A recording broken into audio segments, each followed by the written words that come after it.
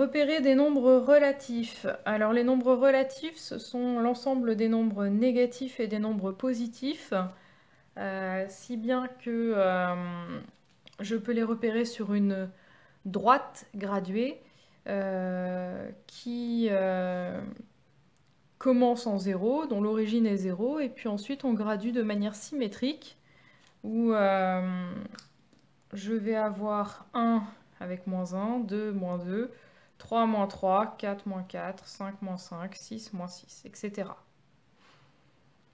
Donc, les graduations. Donc, je vais donner les nombres qui correspondent à chaque lettre. Je vous rappelle que les nombres qui correspondent à chaque lettre, on appelle ça des abscisses.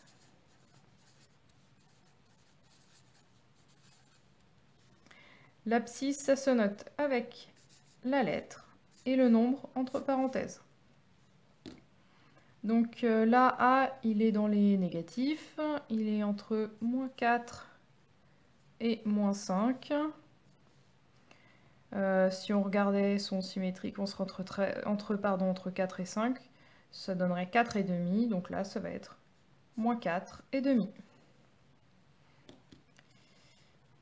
L'abscisse de B,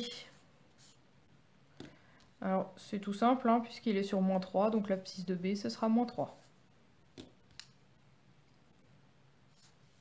L'abscisse de C, alors C, il est du côté positif. Entre 0 et 1, je vais avoir 0,5. Et entre 0 et 0,5, j'ai 0,25.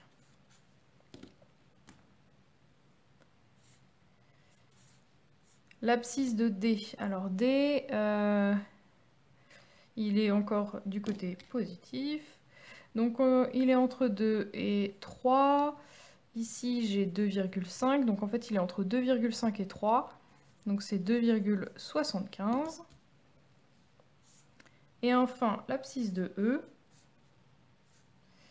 Donc E, il est entre 4 et 5 au milieu. Donc ça va être 4,5.